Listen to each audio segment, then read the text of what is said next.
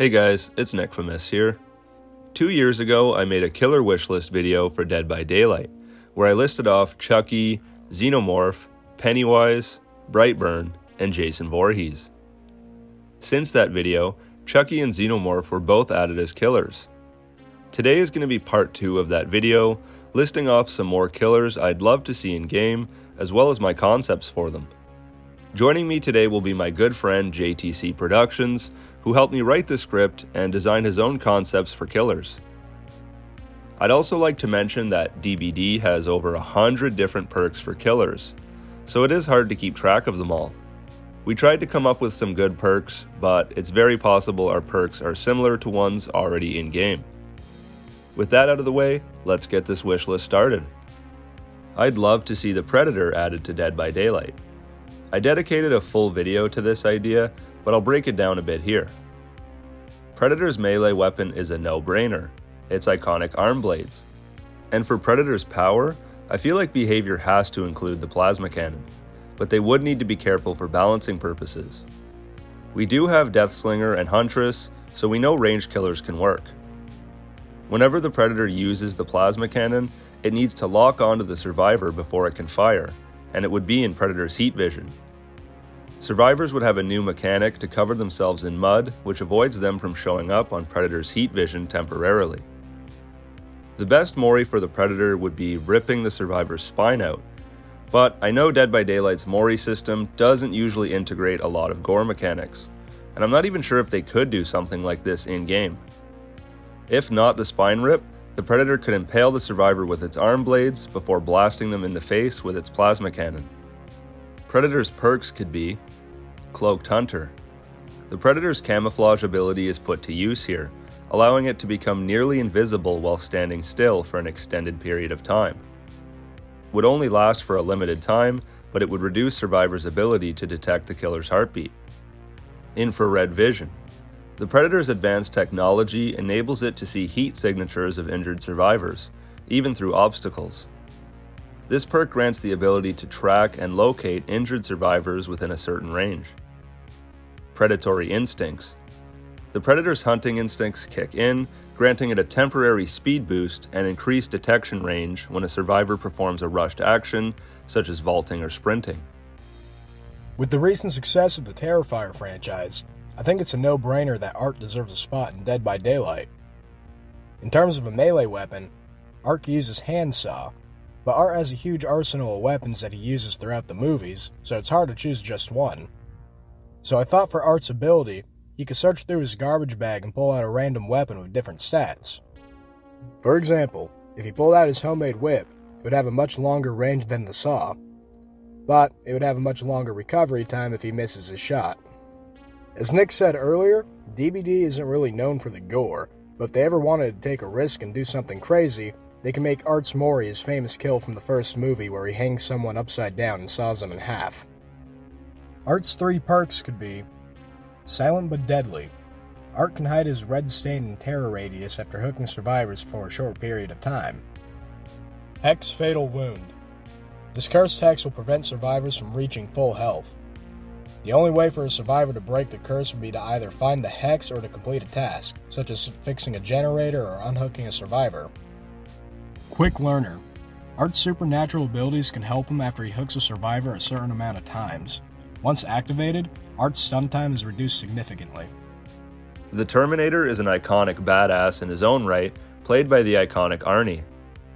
I'd love to see a Terminator killer in-game, with Arnold's likeness, and even a legendary costume where it's just the robot exoskeleton. Terminator's melee weapon could be his fists, but an even better melee for him could be his shotgun, but only fit to the same range as any other killer's melee weapons are. Obviously, I don't expect his melee to down survivors far away from him, but it would be a unique way to implement his gun. I feel like it might be too difficult to implement a shotgun as a power, so instead, I thought of the ability to throw plasma grenades that can damage the survivors, but take a short period of time to arm. They could also be set and detonated manually to change the dynamic of a chase or loops. Similar to Trapper's bear traps, Terminator will only have a limited amount of grenades per match. The Terminator could also use a gun for his Mori animation, blasting the survivor with his shotgun, a plasma rifle, or whatever other weapon behavior finds fitting for a Mori. They missed the opportunity to give Nemesis his rocket launcher for his Mori, so I hope they won't make the same mistake here. The Terminator's perks could be Infiltrator's Resilience. The Terminator's cybernetic enhancements grant it increased resistance to stuns and pallet drops.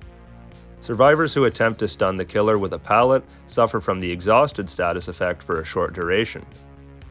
Targeting System. The Terminator's advanced targeting system allows it to track injured survivors. When a survivor is injured by the Terminator's melee attack, their aura is revealed to the killer for a limited time. Time to be terminated. The Terminator is granted a speed boost for a short duration after hooking a survivor. This perk encourages the killer to quickly move on to the next target. Considering a certain game made by an incompetent developer is seemingly dead, I'd say it's time for a little extension to the Evil Dead DLC. There's a lot of Deadites from the series you could choose to join Dead by Daylight, but out of all of them, I think Evil Ash from Army of Darkness would be the best fit for DBD. Besides the fact he's one of the more iconic villains of the Evil Dead franchise, you could also take advantage of the legendary costume system to implement Deadite Ash from Evil Dead 2. For the melee weapon, Evil Ash could use a standard sword, or if you use the legendary costume, it would be Ash's iconic chainsaw hand. With the Deadites being very agile in the movies, you could use the demon POV to traverse the map quickly. I see Evil Ash being more of a patrol unit to stop the survivors from completing their tasks. For the Mori, Evil Ash could grab the survivor and let the demon camera do the work, much like how it tried to kill Ash at the start of Evil Dead 2. For Evil Ash's perks, you could use Ex Mortis. Evil Ash utilizes the power of the Necronomicon, which reveals any survivor in his terror radius hiding in lockers. Backstabber. Evil Ash is still good old Ash. This perk allows him to throw a pallet down on a survivor after earning a certain amount of tokens, which are earned by being stunned. Let those fuckers know how it feels. Hail to the King. After sacrificing or killing a survivor, Evil Ash temporarily gains a speed boost until he's stunned. Candyman is another killer who's long overdue for a Dead by Daylight appearance. I think it's just a matter of time. Again, obvious melee weapon, which would be his hook hand. For his power, I could see them including a mechanic involving mirrors that the survivors would have to interact with, or something more straightforward like Candyman can send a swarm of bees at the survivors, slowing them down or inflicting them with a new status effect. Maybe it could work like the Legion and they have to mend themselves before being downed. Candyman's Mori could be a simple one, stabbing the victim in the back with his hook hand before lifting them up and throwing their corpse to the ground.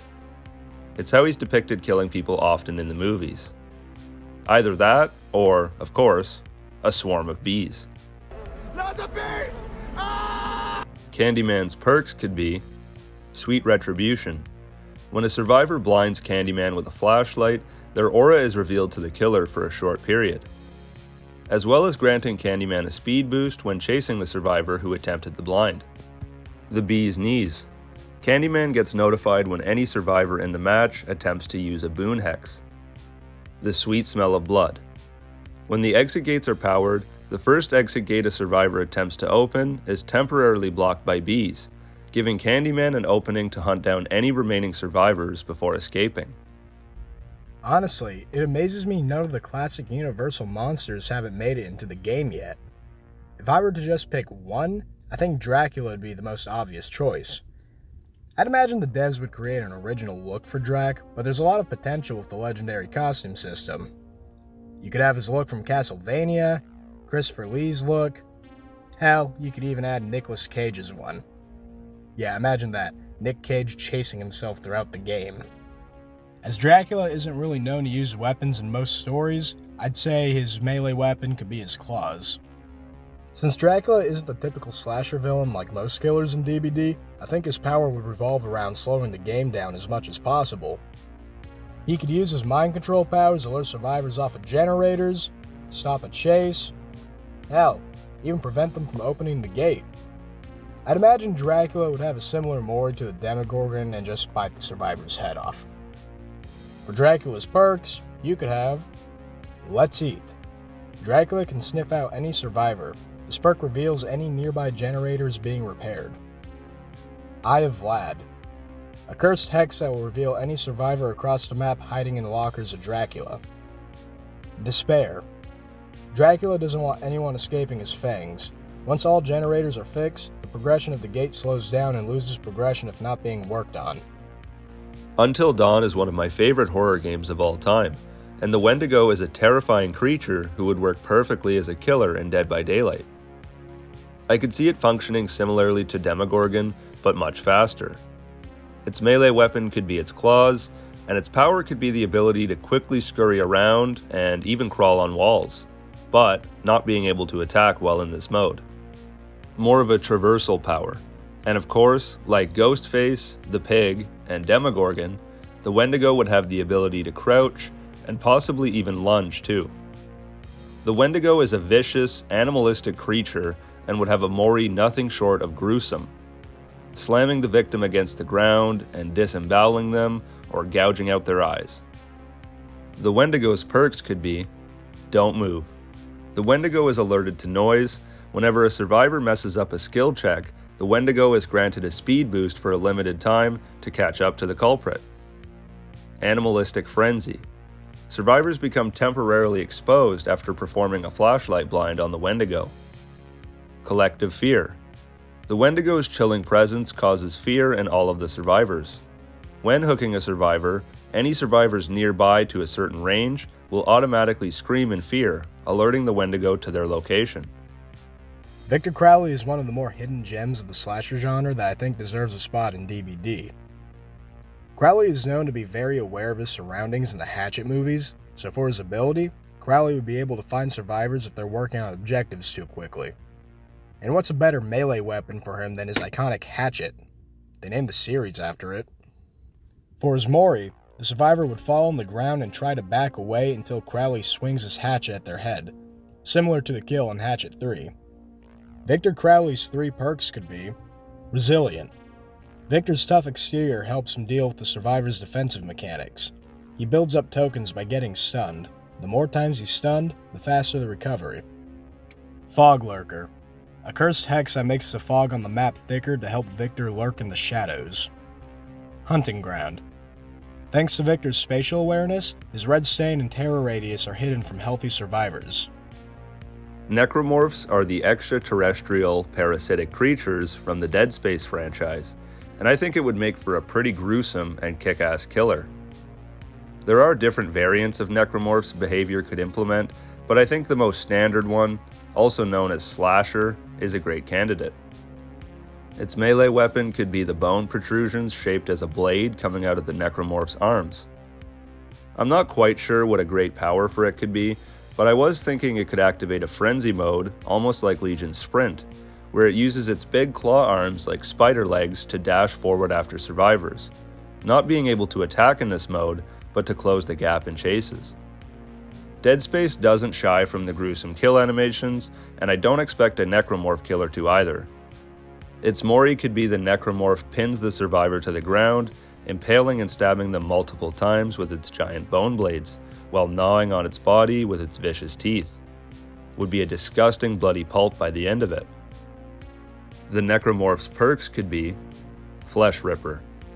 The Necromorph's unique anatomy allows it to tear through survivors' flesh with ease. After hooking a survivor, the next successful attack inflicts deep wounds, causing the survivor to bleed out faster unless they receive healing from a fellow survivor. Like the Legion's Mending, except the survivor can't mend themselves, unless they are the last survivor standing. Crippling Transformation. After the Necromorph lands a successful hit, the survivor's movement speed is moderately decreased for a short duration, making it more challenging for them to escape. Hex Blindness. The Hex is activated at the start of the trial, and until destroyed, hinders survivors' ability to see the killer's aura to play on the Necromorph lurking in the shadows. And there we go. That's been our Killer Wishlist. I'd love to see any of these characters make their way to Dead by Daylight someday. I expect to see a few of these characters eventually, but some of them could also be considered a pipe dream. What do you think of our list? Let us know.